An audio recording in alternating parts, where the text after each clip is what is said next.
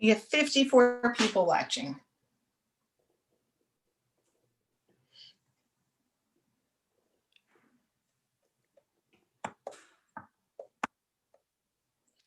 Shabbat Shalom. Shabbat Shalom. Shalom. This weekend, our country will celebrate the birth of Reverend Martin Luther King Jr. It is a reminder to us that the work is still not done in our country, the work for justice, for freedom, and for equality. And so tonight, let's begin with a prayer. This prayer is by Rabbi Harold Schulweis called Living with Imperfection. We are incomplete, all of us, the best of us. We are imperfect, the best of us. Imperfect we are born, imperfect we live. Our rabbis understood it well. The whole world needs to be repaired, they said. The mustard seed must be sweetened, the wheat must be ground, the bean must be soaked and softened, the infant must be circumcised. Nothing and no one is born complete, whole, or perfect. Even at death, those who are mourned never reached completion. No brooding disappointment, but acceptance of human faults and frailty. Not passive acceptance that surrenders will to fate, but acceptance that reminds us we are not bound to finish the world, nor free from doing all we possibly can.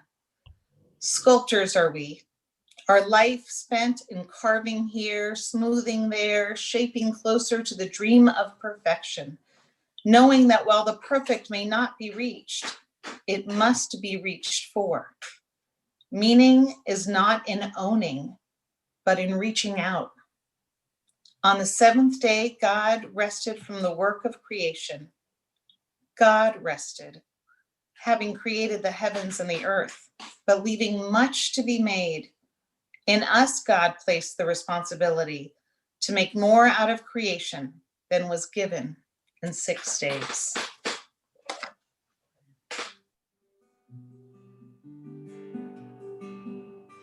If not now, tell me when. If not now, tell me when. We may never see this moment or place and time again. If not now, tell me when. I see sorrow and trouble in this land. I see sorrow and trouble in this land. Although there will be struggle, we'll make the change we can. If not now, tell me when. I may never see the promised land. I may never see the promised land. And yet we'll take the journey. We'll walk it hand in hand. If not now, tell me when. So we'll work it till it's done. Every daughter, every son, every soul that ever longed for something better, something brighter. It will take a change of heart for this to mend. It will take a change of heart for this to mend. But miracles do happen every shining now and then. If not now, tell me when. But miracles do happen every shining now and then. If not now, tell me when.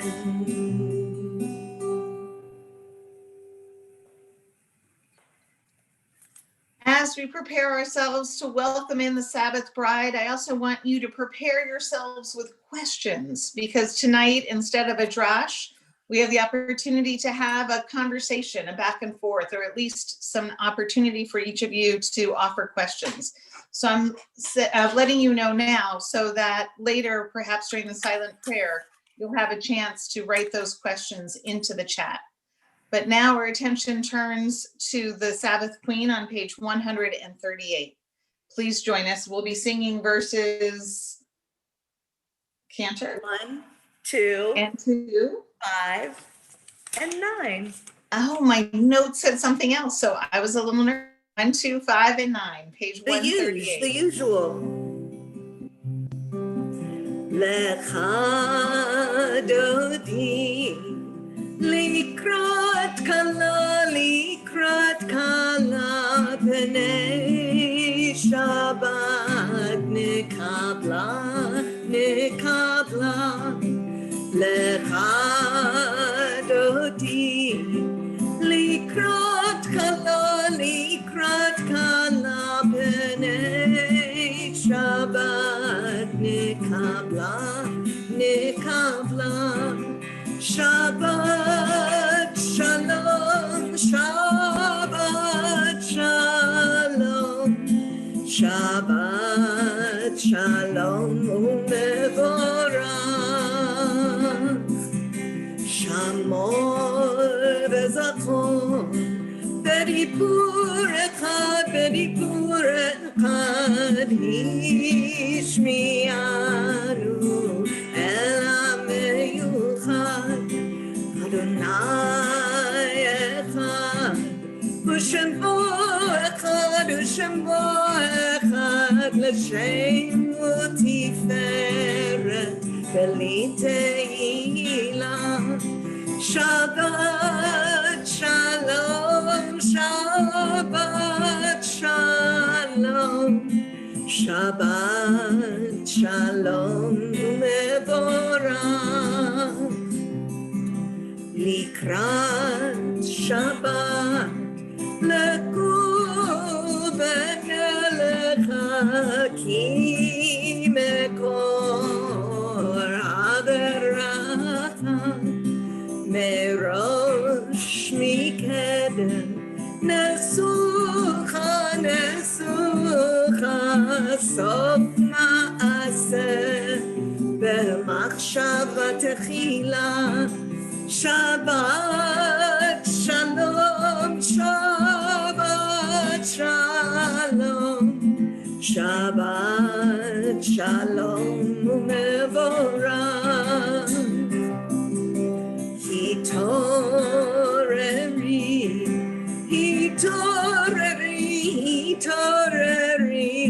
ki ba'orech kumi ori. Uri, shir daberi kevod Adonai, alayich nikla. Shabbat shalom, Shabbat shalom, Shabbat shalom umevorach.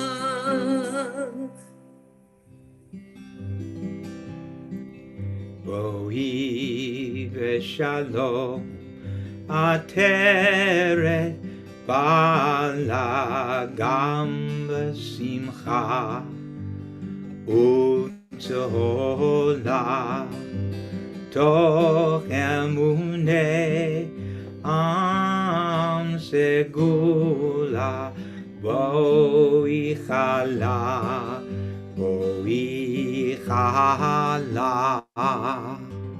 Shabbat shalom, Shabbat shalom, Shabbat shalom umevorach.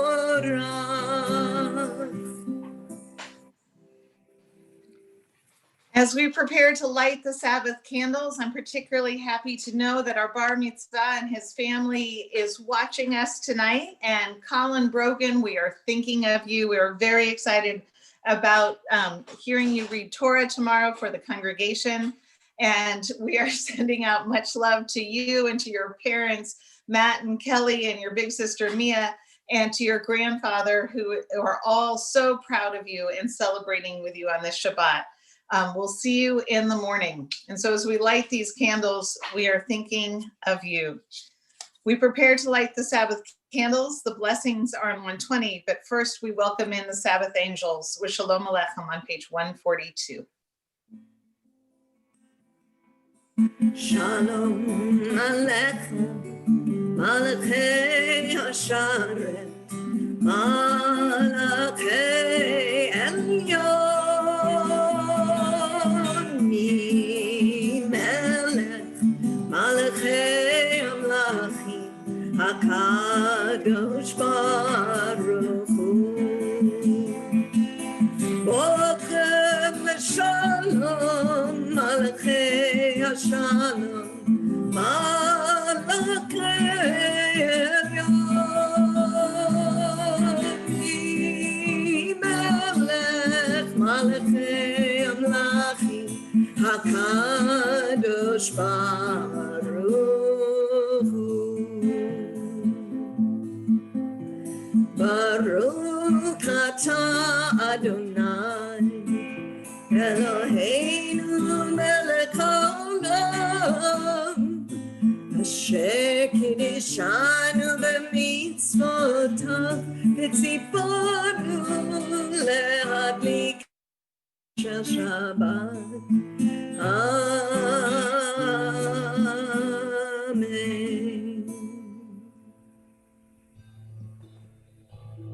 Archuni l'shalom, Malachei Hashalom, Malachei Elyon, Bimelech, Malachei Hamlachim, HaKadosh Baruch Hu. Tzedkem l'shalom, Malachei Hashalom, Malachei Elyon, Melech, Malachei Hamlachim, HaKadosh Baruch Hu.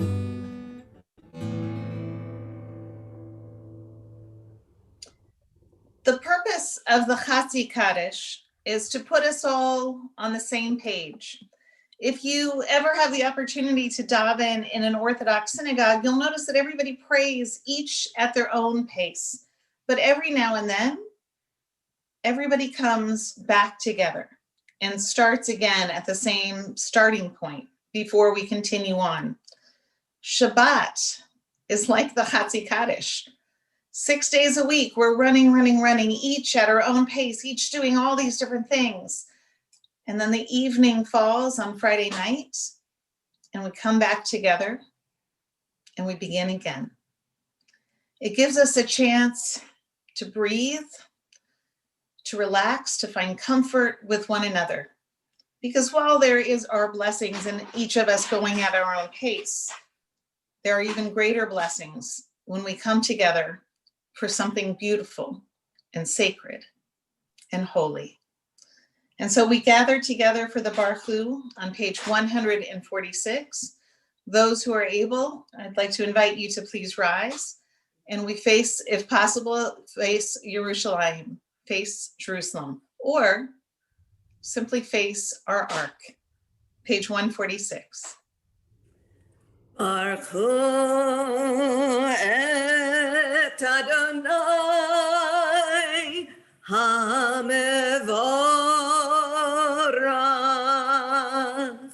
Baruch Adonai HaMevorach le'olam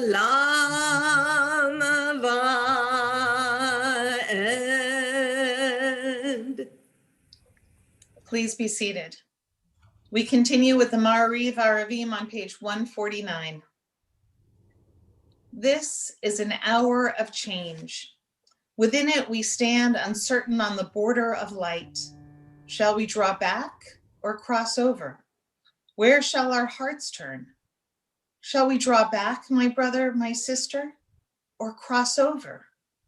This is the hour of change, and within it we stand quietly on the border of light. What lies before us? Shall we draw back, my brother, my sister, or cross over? Baruch atah Adonai, hama'ariv aravim.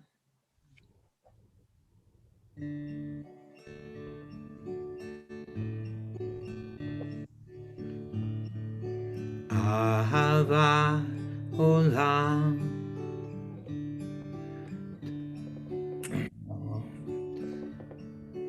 Ahavat olam. Beit Yisrael. Amcha ahamta. Amcha ahamta.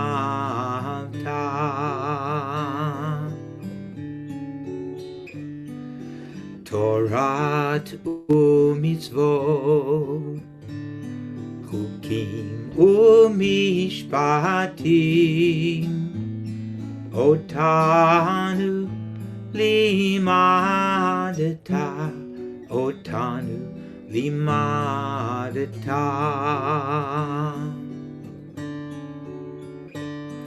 Al kein Adonai Eloheinu b'shachbenu uvkumenu nasiach bekukecha v'nizmach b'divrei toratecha u'mitzvotecha leolam va'ed ki hem chayenu ve'oreh Yameinu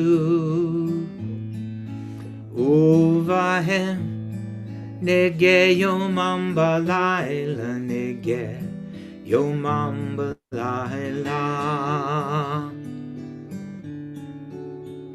Ve'ahava Cha'al Tasir Mimeinu Le'olamim Baruch atah Adonai Ohei Amo Yisrael Ohei Amo Yisrael Amen.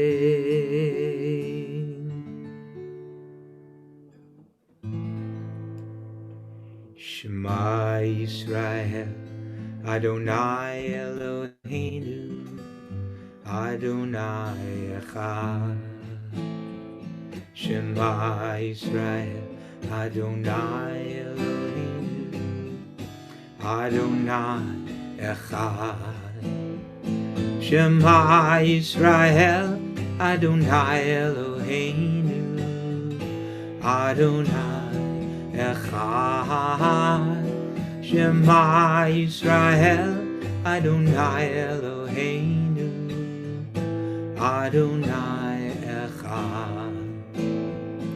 Baruch Shem Kevod Malchuto Leolam Va'ed. Baruch Shem Kevod Malchuto Leolam Va'ed. We continue together with Avea Hafta on page 154.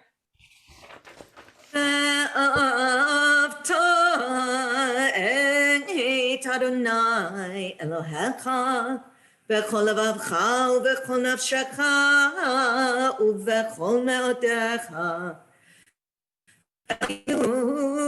הדברים האלה אשר אנוכי מצווך היום על לבבך ושיננתם למענך ודיברת בם בשבתך בביתך ובלכתך בדרך ובשוכבך ובקומך וקשרתם נאות על ידך והיו לטוטפות בין עיניך וכתבתם על מזוזות ביתך ובשעריך למען תזכרו ועשיתם את כל מצוותיי והייתם קדושים לאלוהיכם. אני אדוני אלוהיכם אשר הוצאתי אתכם מארץ מצרים להיות לכם לאלוהים. אני אדוני אלוהיכם אמת.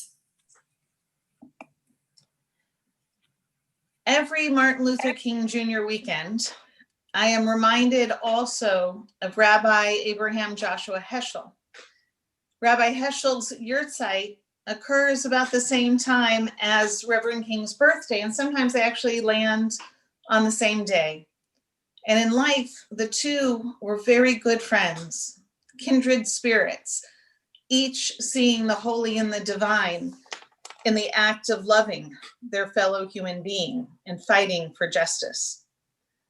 And so as we prepare for the Michamocha, and we remember that it was not just the ancient sea that our ancestors crossed, but time and again, our people and others have been asked to cross from one side of danger into the unknown. And so in memory of that, I'd like to read something written by Susanna Heschel, Dr. Susanna Heschel, Rabbi Heschel's daughter. She wrote, 40 years ago, on March 21st, 1965, Martin Luther King Jr. led thousands of marchers across the Pettus Bridge from Selma to Montgomery, Alabama, in one of the great historic moments of the Civil Rights Movement. The greatness of that Selma March continues to reverberate because it was not simply a political event, but an extraordinary moral and religious event as well. My father, Rabbi Abraham Joshua Heschel, had been in the front line of the marchers at Selma. I was a child in 1965, but I remember vividly when my father left our home in New York City to take part in the Selma March. He was a Jewish theologian who had long been active with Dr. King, lecturing and writing on behalf of the Civil Rights Movement. My father used to tell me often when I was a child about his own childhood in Warsaw. His family was so poor that they frequently didn't have enough heat at home, and his hands were frostbitten so many times that they became permanently swollen. We lived near Harlem, and we walked in the neighborhood. The poverty and suffering and injustice we saw became personalized, part of our own family's story. My father had lived in Nazi Germany, escaping at the last minute, and his mother and sisters were murdered by the Nazis. For him, these experiences meant both a deepening to his faith and his people, and also a heightened sensitivity to the suffering of all people. For him, Nazism began with a debased view of human beings, which in turn was rooted in contempt for God. You cannot worship God, he would say, and then look at a human being created by God in God's own image as if he or she were an animal. When my father went to Selma, we were all nervous. John Lewis, who was then head of SNCC, had tried 2 weeks earlier to lead a march across the Pettus Bridge, and the Alabama state troopers had rioted against the demonstrators, beating Lewis and others severely. That day came to be known as Bloody Sunday. I vividly recall when my father left home 2 weeks later for Selma, kissing him goodbye, watching him get into a taxi to go to the airport and wondering if I would ever see him again. The next few days were tense, and when my father returned from the march, I was relieved and proud. The march itself had not been without violence. One of the march volunteers, Viola Liozzo, a white Detroit housewife, was shot and killed by 4 Ku Klux Klan members while driving marchers to the Montgomery airport. And the anger of whites was expressed, my father described, not only in the epithets they screamed at the marchers, but even at the Alabama airport, where he was treated with deliberate rudeness. On the other hand, it was also a festive occasion. A participant from Hawaii gave flower leis to the marchers in the front row, and my father was delighted when a little boy came over, pointed to his beard, and asked, "Are you Santa Claus?" Many of those who marched in 1965 returned last month and remembered my father, not only for his beard, but for his book, The Prophets, which became a kind of guidebook to many in the movement. It was heartening to bring my father's grandchildren to meet the leaders he had once known: Andrew Young, Fred Shuttlesworth, Bernard Lafayette, C.T. Vivian, Jesse Jackson, John Lewis, and hear their fond memories of him. For my father, though, the march was not simply a political demonstration, but a religious occasion. He saw it as a revival of prophetic Judaism's political activism, and also of the traditions of Hasidism, a Jewish pietistic revival movement that arose in the late 18th century, according to which walking could be a spiritual experience. He said it reminded him of the message of the prophets, whose primary concern was social injustice, and of his Hasidic forebears for whom compassion for the suffering of other people defined a religious person. I hope my husband and I can raise our daughters with the spirit of Selma and convey to them the combination of prophetic activism and Hasidic spirituality that my father taught. While they are too young now, 4 and 6, to understand the significance of their weekend in Alabama, we hope they will retain a sense of the spirit of the movement. When we came home from Selma in 1965, my father wrote, "For many of us, the march from Selma to Montgomery was about protest and prayer. Legs are not lips, and walking is not kneeling, and yet our legs uttered songs. Even without words, our march was worship, and I felt my legs were praying." There are still seas to be parted and bridges to be crossed over. And when we do, we will be ready to praise God and to give thanks that we made it safely to the other side. Page 158.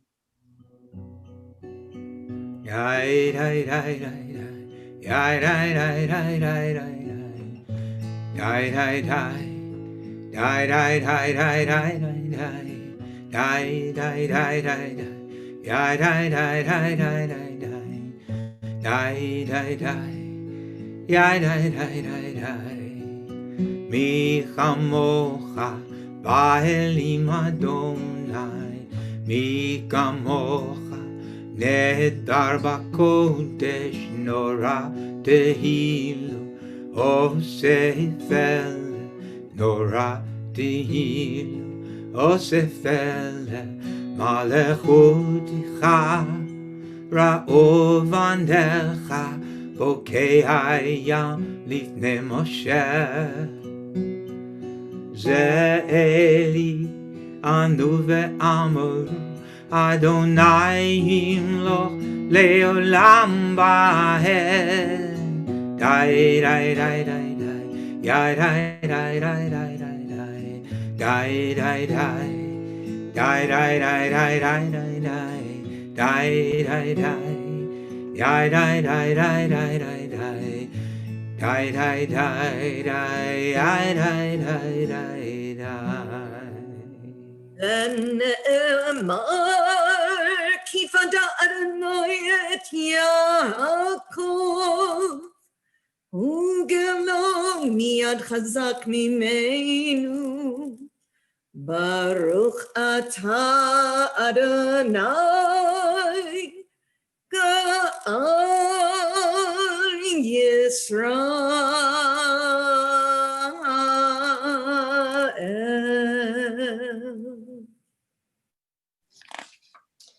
We continue with the Hashkivenu on page 160.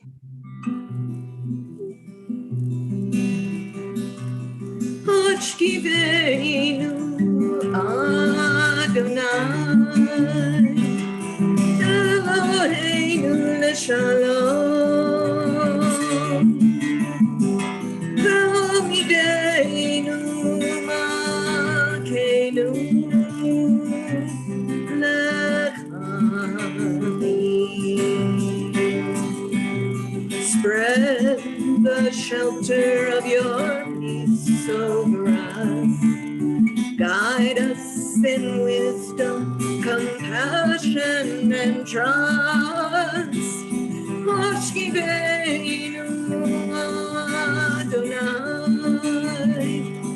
Eloheinu l'shalom, V'amideinu malkeinu l'chaim.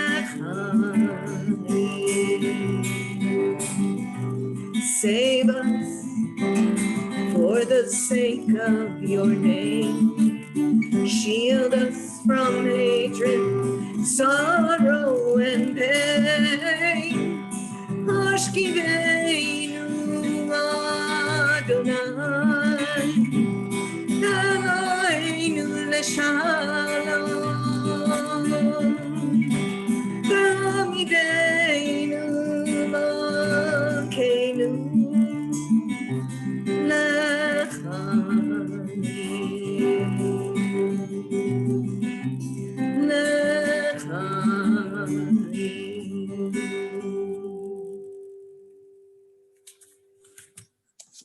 We're thinking of all of our B'nai Mitzvah students of this wonderful class as we sing V'shamru, as we celebrate Shabbat. We hope each one is having a peaceful and joyous Shabbos at home with their families, and hopefully watching us as well.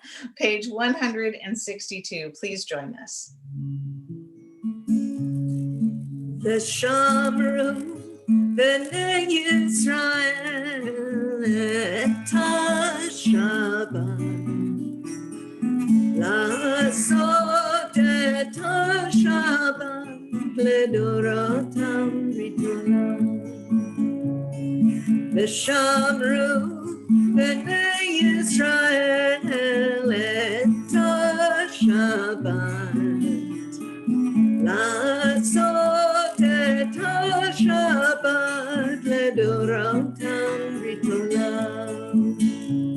ביני ובין בני ישראל אותי לעולם, כי ששת ימים עשה אדוני, עשה אדוני את השמיים ואת הארץ, וביום השביעי שבת וינפש.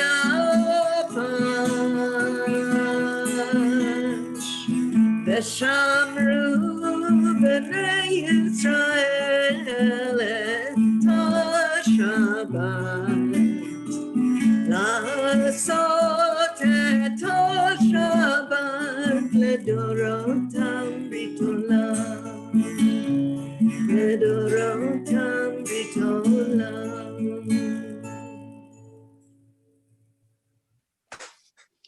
We continue with the tefillah beginning on page 164, and I'd like to invite those who are able to please rise for the tefillah.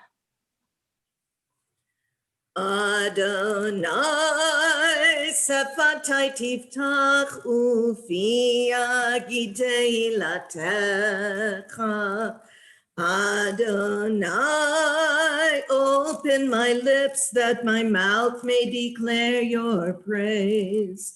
Baruch atah Adonai, Eloheinu v'Elohei avoteinu v'imotenu, Elohei Abraham, Elohei Yitzchak, v'Elohei Yaakov, Elohei Sarah, Elohei Rivka, Elohei Rachel, Elohei Leah, Ha'el Hagadol, Hagibor v'Hanora, El Elyon, Gomel Chasadim Tovim, וקונה הכל, וזוכר חסדי אבות ואימהות,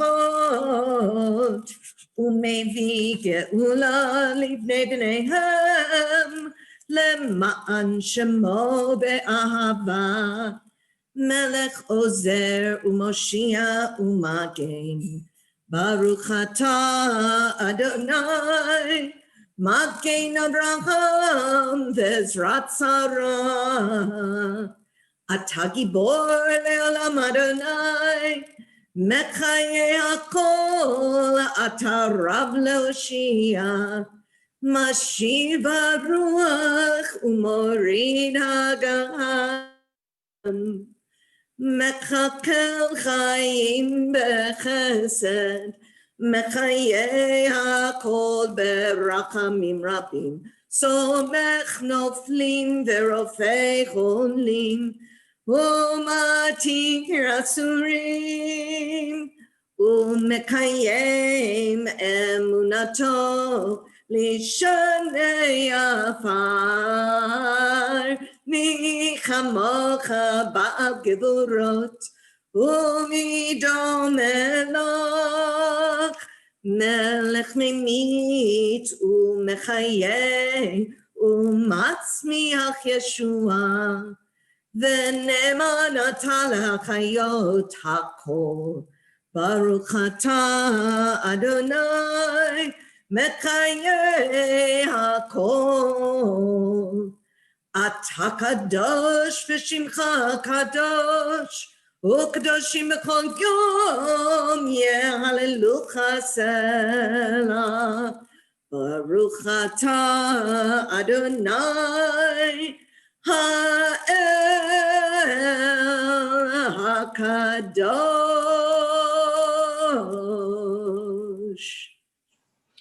We continue praying privately from page 172 through 180, either standing or sitting, as is your custom.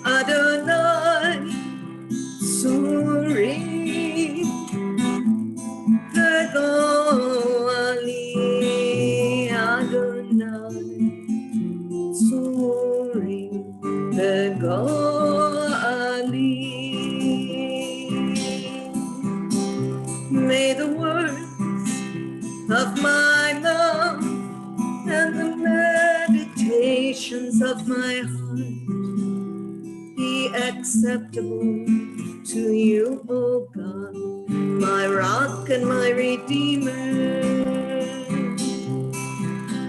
You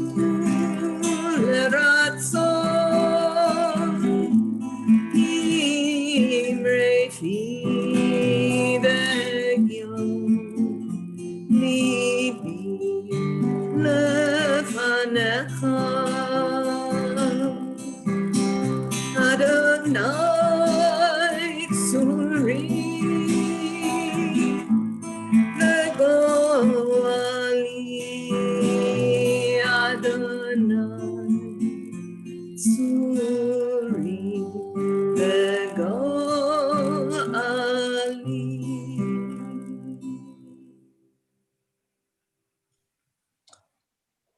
So Cantor, I'm getting a little bit nervous because nobody has written any questions into the chat yet. And Well, I don't think what was that? You know what that means? Well, it means that I get to just talk as long as I want. I was going to say, you get to tell your life story. Please start day by day. Yes. I could do that. Very beginning. Sounds good. And I've been here a long time, so that's a lot of days to go over. I'm excited.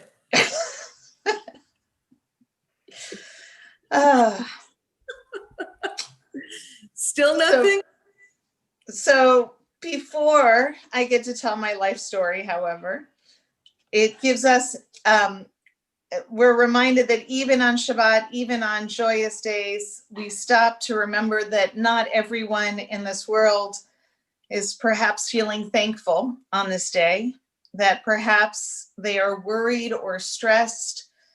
Maybe there is an illness in their own body or in the body of a loved one that is worrying them, or perhaps it's just the state of the world that is making them feel a sense of unrest. And so we offer a Mishaberach Lecholim, a prayer for healing for those who are ill. And we pray that they shall each be granted a refuah shlema, a complete healing of body and spirit. And those who would like to pray for people in specific, please put those names in the chat, as I privately will read the names of those whose names have been added to the temple healing list. And we all continue together on page 371.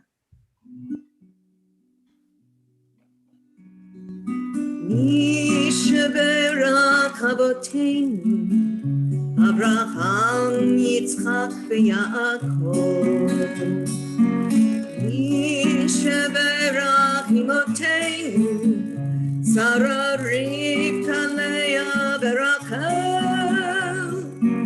May the one who blessed our mothers, may the one who blessed our fathers, hear our prayer, hear our prayer, hear our prayer, hear our prayer, and bless us as well. Bless us with the power of your healing. Bless us with the power of your hope. May our hearts be filled with understanding and strengthened by the power of your love. Bless us with the vision for tomorrow.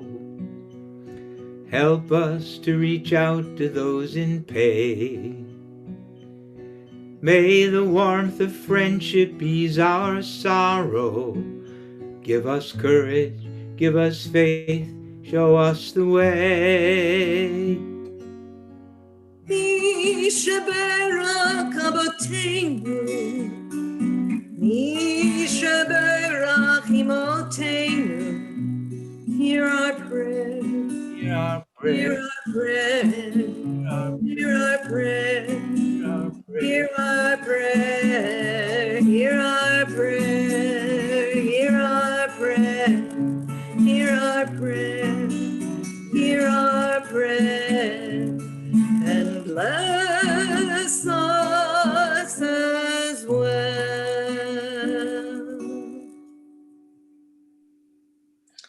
May the Holy One grant them all a refuah shlema, complete healing of body and spirit, and let us say, Amen. So apparently everyone is afraid of me telling my life story because there's quite a few good questions that I've seen here in the chat. First, if you promise to tell me your whole life story later, I won't feel so disappointed. We would need a very large bottle of tequila before I do that. I'm sure sleep anyway. So the first question tonight is from Miranda, and Miranda's wife Devorah asks, while shopping, I asked a woman to put on her mask, and she said God told her not to wear a mask, and people who wore masks are Satan's servants disguising themselves. What is the Jewish response? Well, my first reaction to that question is the Jewish response is, if you're hearing voices, I have an excellent psychiatrist that you may want to speak with. That's my first response as a Jew.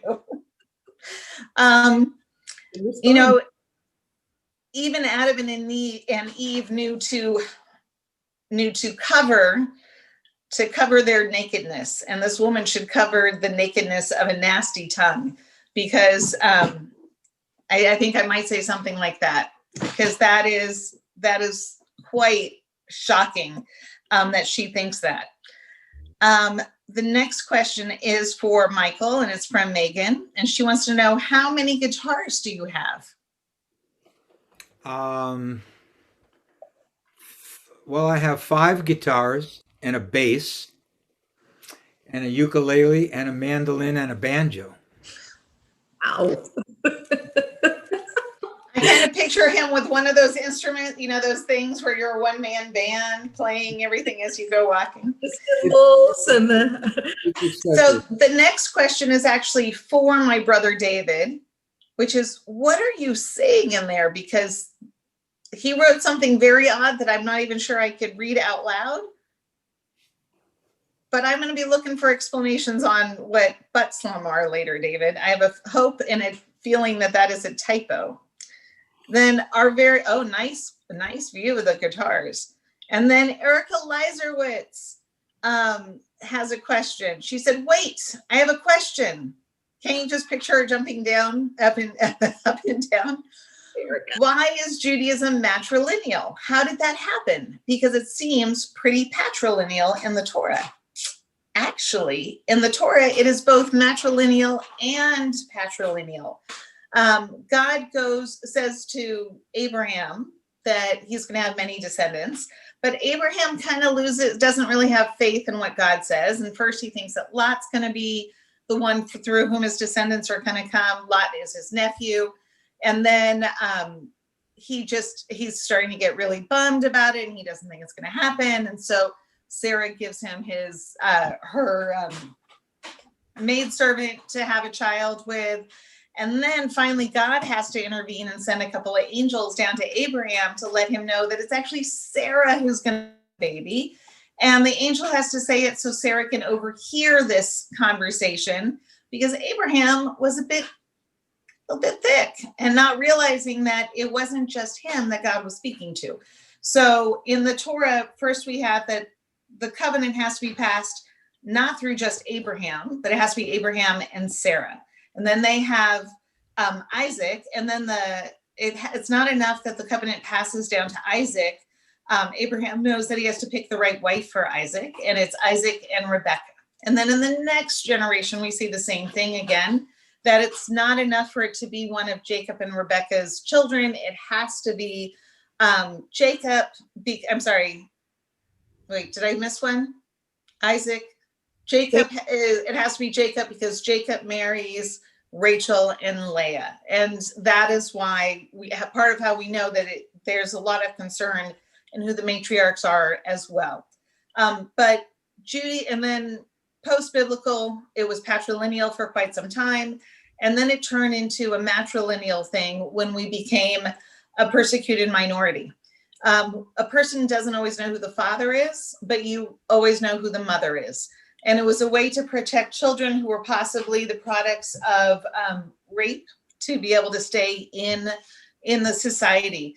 Another way to think about it is during Korea and Vietnam, GI soldiers, they left a lot of children behind in Vietnam and Korea. And in those countries at that time, children who were half American and half either Korean or Vietnamese were not welcomed into the community, and they became outcasts. And Judaism actually took the opposite approach of saying, if the mother is Jewish, then that's enough for us, for that child to be protected by our community. And it wasn't then until the late 70s, early 80s that reform movement said, we have to go back to this idea that both parents mattered. And as long as one of the parents is Jewish and that child is being raised as a Jew, then our community has an obligation to embrace that child as part of our community. And so it's fluctuated at different times in our history. Let's see. Blair says, why do we do a shorter Elenu during the streaming service? It's a little bit harder for us to lead the services. It's a little awkward for us because when we're on the Bema together, we have a sense of praying together. And when we pray this way, it's actually, I don't know about you, Cantor, but it's actually harder on my vocal cords. I feel like I'm actually raising my voice more than I normally do. And it feels more of a performance almost. And so, because I don't hear anyone praying with me. And so we made some modifications because it felt a little harder and a little different. So we cutting and snipping in certain places. Alice and Matanya, what does it mean today for Jews to be the chosen people? Hopefully it means the same thing that it's always meant, which is we have been chosen to be the hall monitors of the world, which means we're the ones who are supposed to say, oh no, you're not allowed to kill people. Oh no, you're not allowed to have injustice. That's really what being chosen for is, what it means. We were chosen to receive the Torah. And if you look at the Torah, it's about telling everybody else about how to create a just society. No one likes the kid who's telling everybody else what the rules are. So we were chosen for a very difficult job, but one that every day seems more and more apparent to me about the importance of it. Let's see. Isaac Robinson. What proof do we have that all things that happen in the Torah is true? So I hope I don't destroy your little Jewish world, but this is what I'm going to say to that one.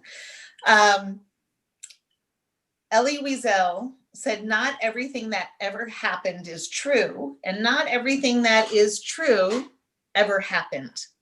In other words, the Torah isn't about small t truth. It is about capital T truth, larger truths, universal truths.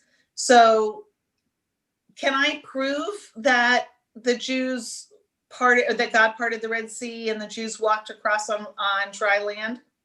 I can't prove it, but I don't care because it's true. It's true not because whether or not it historically happened. It's true because something happened that transformed us as a people and as a nation, that helped us to understand that freedom is something that you run towards. It's true in the same sense as I know that what happened at Selma on that Edmund Pettus Bridge transformed our country and woke it up, just as our ancestors woke up as they crossed through something. And so it's very likely that many of the stories in the Torah are metaphors for a larger truth to help us understand. It's kind of like with your parents. You might not always listen to them when they tell you certain stories, but sometimes if they're able to tell you that the story happened to someone else, then it might motivate you. So whether or not these stories happened to our ancestors, I know that it shaped the way that our ancestors and we understand what we're supposed to do in this world.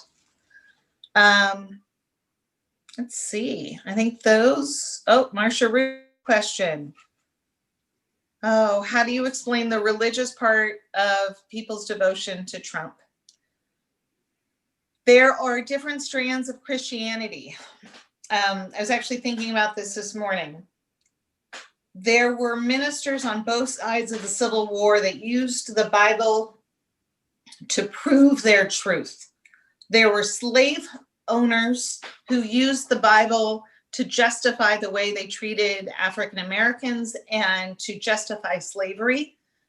And then there were Black ministers who preached from that same exact Bible, stories of love and tolerance and forgiveness. Same book. It just depends on who's reading it. And they'll pick and choose the verses that they want. And so there are those that have racism coursing through their blood and who use the Bible in a way to justify their racism. And they have found a spokesperson who speaks their truth. It's not all, there have been many, many Christian religious leaders that have spoken out against the ministers who are at the Capitol last Wednesday who were preaching a holy war. There are many others who are preaching peace. Dave Passavoy asks, how do we converse with folks who voted for a different president than we did and are now afraid of the little bit of change that is coming? I think this is about something bigger than that. It's not about who we voted for. It's about the country that we want to live in. And there are some people who are terrified of the change that is coming. It may be naive, but I still think that the most important thing we could do is to maintain contact with people and to try to see people on a human level, to try to connect as much as we can one-on-one, and God willing for them to see the humanity in us and vice versa. I think I think what we saw last week were a lot of scared people who have been hearing a lot of ugly things to justify their fear. I am praying that as the virus, as we start getting vaccines and God willing, get our economy back on track, people will be less fearful and less angry. But in the meantime, we can't give up. I'll be talking about that on Tuesday at my Lunch and Learn, and I hope that people will be able to join in on a real conversation about that.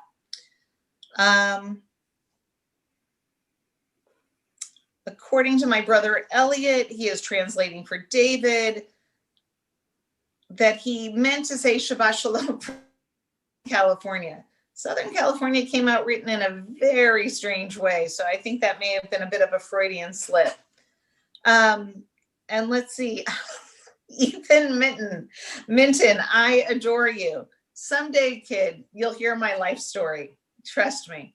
Or you could just read all my former sermons and you'll get a good taste of what I've done in my life. I think, and well, one other question, why do women wear kippot? Same reason men do. It's to, well, actually, not what. Yes, it is for the same reason. I was about to say, but we may not need it as much. The purpose of the kippah is to remind us to be humble, to remind us that there is always something above us. I wear a kippah to remind me of humility, but not to remind me that God is always above me, because that I am very, very aware of. But it is to remind me of what it says in the sanctuary. So on the wall facing the clergy in the sanctuary, it says, Da lifnei mi ata omed, know before whom you stand. Now, in most instances, this is to everybody, that to remind us that we stand before God. In our congregation, it's front of the clergy. And I look at it in a slightly different way, because I'm looking, and Cantor is looking at our congregants when we stand there. And I wear a kippah to remind me that I stand before all of you. It's to remind me that I have the privilege of being a rabbi, and it is not something to take lightly. And that when I am given a platform to speak or to comfort, it's something that I have to really have great humility in how I use my position. And Kendra, I'm assuming that you have a similar feeling about why you wear a kippah. You said that beautifully. And I actually think the fact that those words face the clergy is important. And it's a message that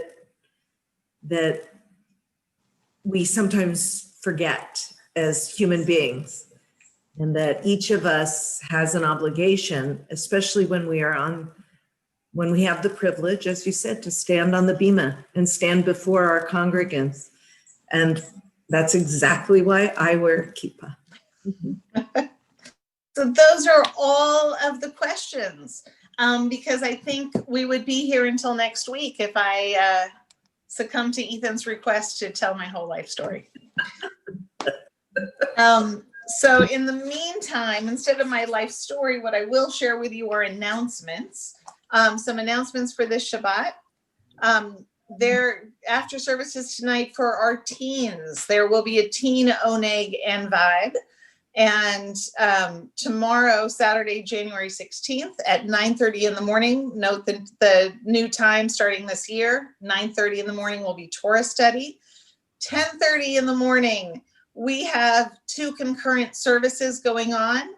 One service will be a Shabbat morning service where we will also celebrate the bar mitzvah of Colin Brogan. And then occurring at the same time in a different Zoom room will be a meditation Shabbat. At 7 o'clock tomorrow night, we'll have our second Havdalah during the month of mitzvot. The discussion tomorrow night will go around the theme of this week's mitzvah for the week, which is helping those people who are unhoused and or food insecure. On Sunday, we'll have religious school at 9:30 in the morning. And at 10:30 in the morning, we will be starting week 3 of our month of mitzvot. And the study session at 10:30 will focus on immigrants and refugees. At 12 o'clock, the religious school families will have an opportunity to pick up their KEF kits again for our, for the, I was going to say fall semester, but it's not the fall, for the winter and spring semester. It will be contactless and curbside. So for religious school families, remember 12 p.m. And at 3 o'clock p.m. on Sunday, I will be participating in an interfaith peace and justice vigil through Sacramento Act. And I'll be one of the speakers. And that'll be at 3 p.m. That's a virtual vigil. That was hard to say. And then on Monday, in honor of Martin Luther King Day, the office will be closed. I know that this is hard to tell because the office has been closed every day since, I think, March 17th of last year. But this time it will be closed, not because of the pandemic, but in honor of Martin Luther King. However, also on Monday at 9 a.m., there, instead of the Martin Luther King Day walk, there will be a car caravan, and that will be at 9 a.m. On Tuesday, January 19th at 12 o'clock, it'll be the Lunch and Learn with me. For those of you who I announced it last Sunday at religious school as being last Tuesday, I was wrong. It is this Tuesday that I'll be having it. And we'll be talking about how do you still love your neighbor in this day and age. It'll be a chance for us to talk about what can we do to try to bring our country together. And in 2 Shabbats from now, so on January 29th, will be Shabbat Shirah. And we'll be having Dan Nichols coming and leading the service. A lot of the music we sang tonight is the music of Dan Nichols. And we'll be co-sponsoring that Shabbat with Congregation Beth Shalom. And we're very excited about that. And I hope, Davida could tell me if I'm wrong, we should be having a co-sponsored oneg between both of our congregations. And that'll be fun to be able to see people from another synagogue. All of these details can be found in this week's Chadashot and on our website, so that you could get the details of the dates, times, and Zoom links as well. And as always, I'd like to just say I want to thank our Cantor and our Michael. But Cantor, what would you like to say? I would just like to encourage people to go to the website, because there's a video message from Dan Nichols for our congregation, and you might want to take a peek at that. It's nice. Very, very nice. That sounds good. So thank you to everybody who makes Shabbat happen. It's always fun and exciting to see that it actually occurs each week. But now we will go to that bemoaned by Blair shortened version of the Aleinu, beginning on page 586. And we will be jumping afterwards from page 586 to 589. But first we begin on the bottom half of page 586. 590 to 591. We will jump. What? Yes. Oh. We will jump from the bottom of page 586 to page 591. That sounds even better. Yes, it does.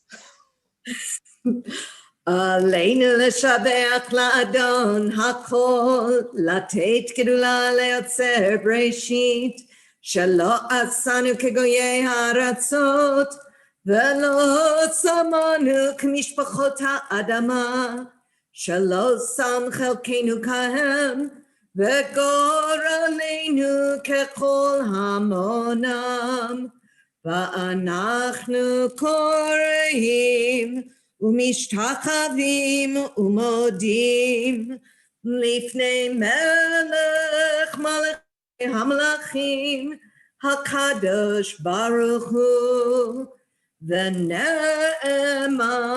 והיה אדוני למלך על כל הארץ ביום ההוא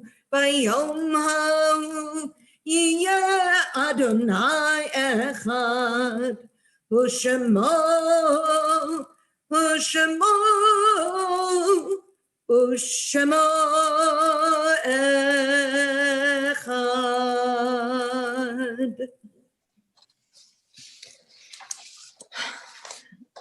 It saddens me to see how long our Kaddish list has become these days, knowing that with each name we say out loud, there are loved ones who are grieving and mourning the loss of important people in their lives. It is with great sadness that we announce this week the recent passing of our longtime and beloved member, Jack Rubin, who is the beloved husband of Betty Rubin, and beloved father of Rana Malios, Carolyn Green, Stephen Carr Rubin, and Deborah Rubin, as well as the beloved father-in-law to Alan Green and Dee Dee Carr Rubin and Juan Acevedo.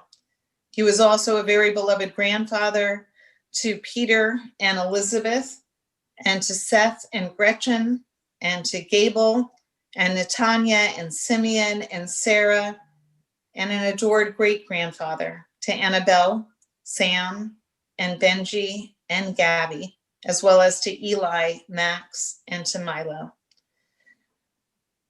Betty, if you are watching us tonight, it is with such sadness that we welcome you back into our midst.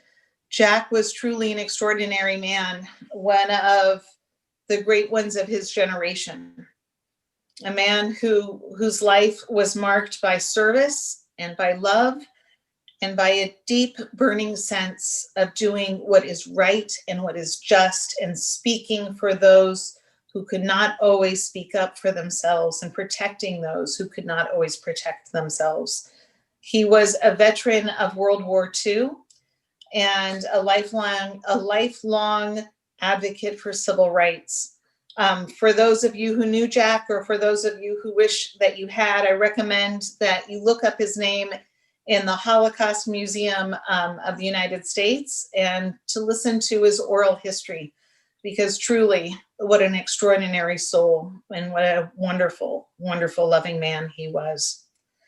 It is also with profound sadness that we announce the passing of Harold Stanley Meltzer. And on behalf of the congregation, we extend our condolences to Jonathan Meltzer, to his children, Jonathan Meltzer and Deborah Meltzer, as well as to his daughter-in-law, Robin Meltzer, and to his grandchildren, to Michaela and to Sarah Meltzer. Jonathan and Deborah, our condolences to your entire family on the passing of your father. The two of you were so wonderful to him, and really, truly loving children, really taking care of him throughout his old age. And you really are a beautiful representation of who he was as a human being. It is also with profound sadness that we announce the passing of Gordon H. Ward, the beloved father of Sean Rubenstein Ward and beloved father-in-law of Jody Rubenstein Ward.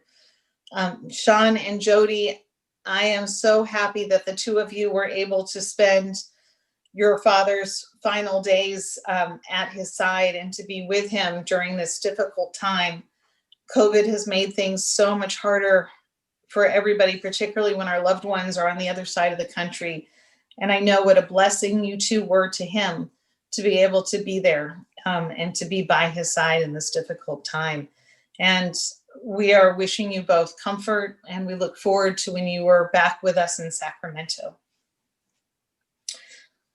Sadly, there is another passing that we have to announce of Bob Potenza, who was the beloved father of Joanna Potenza, beloved father-in-law of Jonathan Kaufman, and adored grandfather for Oliver and Louisa Kaufman.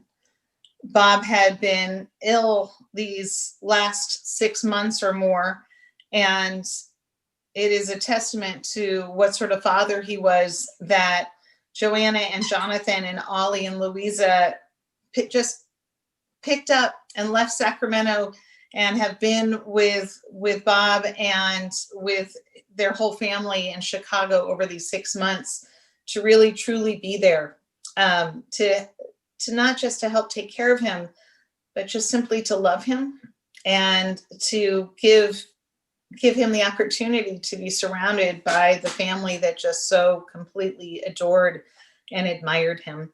Truly a good man and a loving father, a wonderful husband, and the type of person that we should all strive to be like, the type that our children would want to come running and be by our side when we need them.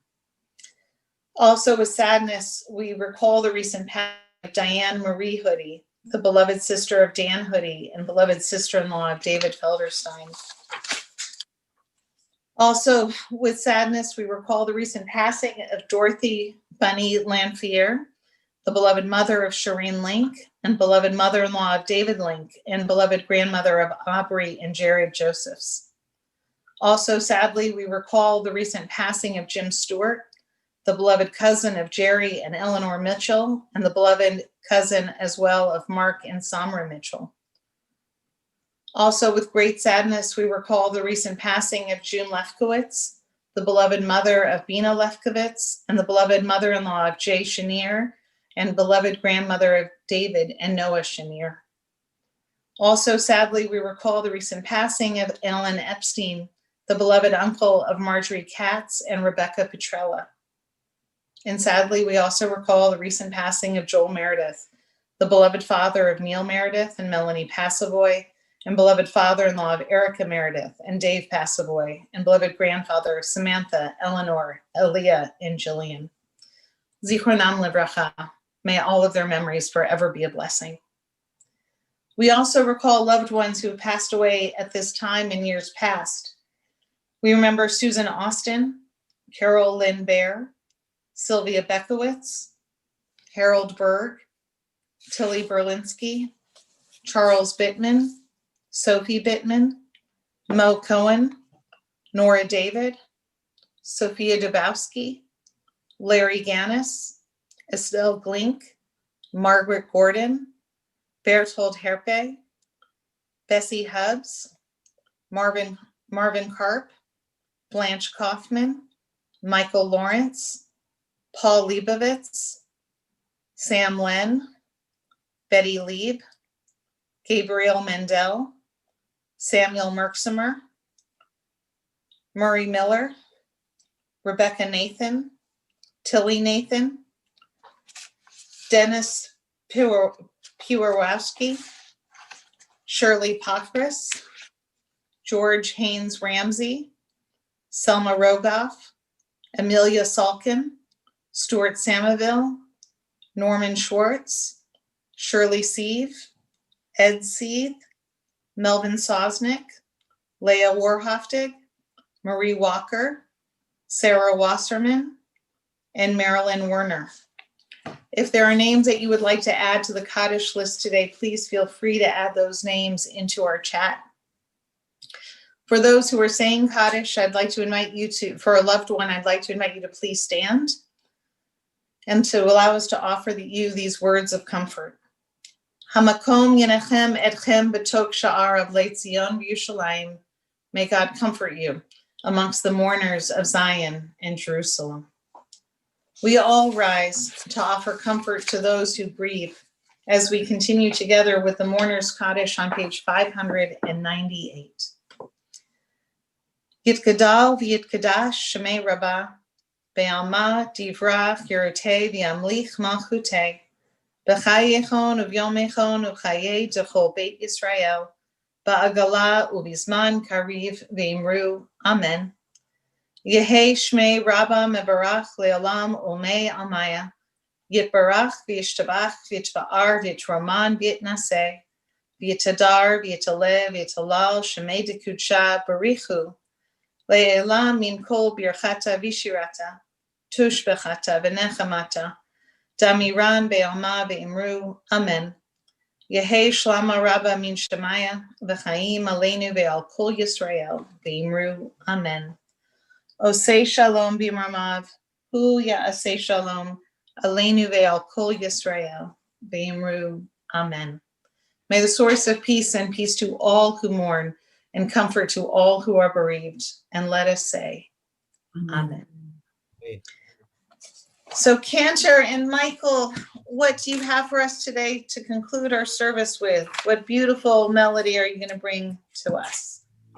I'm gonna have Michael introduce. We're going to sing the Hammer song in recognition of Martin Luther King Day and the need to keep fighting for justice.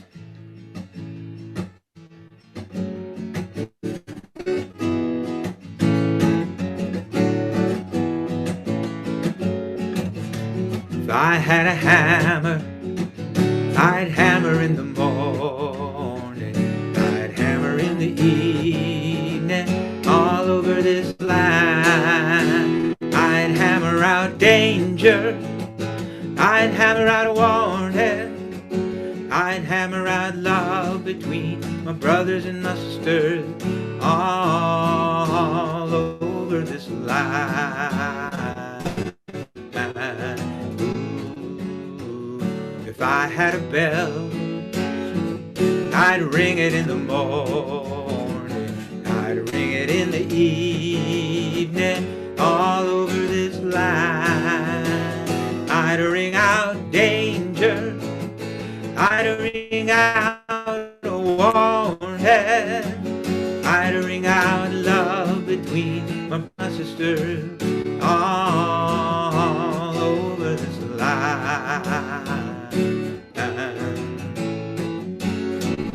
If I had a song, I'd sing it in the morning, I'd sing it in the evening, all over this land.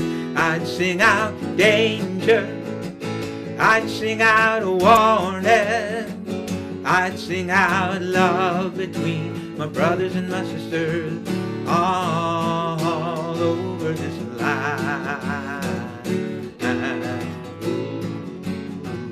Now I got a hammer, and I got a bell, and I got a song to sing all over this land. It's the hammer of justice, it's the bell of freedom, it's a song about love between my brothers and my sisters, all over this land.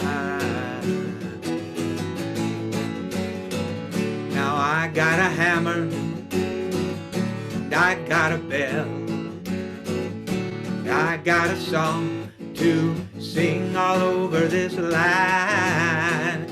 It's the hammer of justice, it's the bell of freedom, it's a song about love between my brothers and my sisters, all over this land.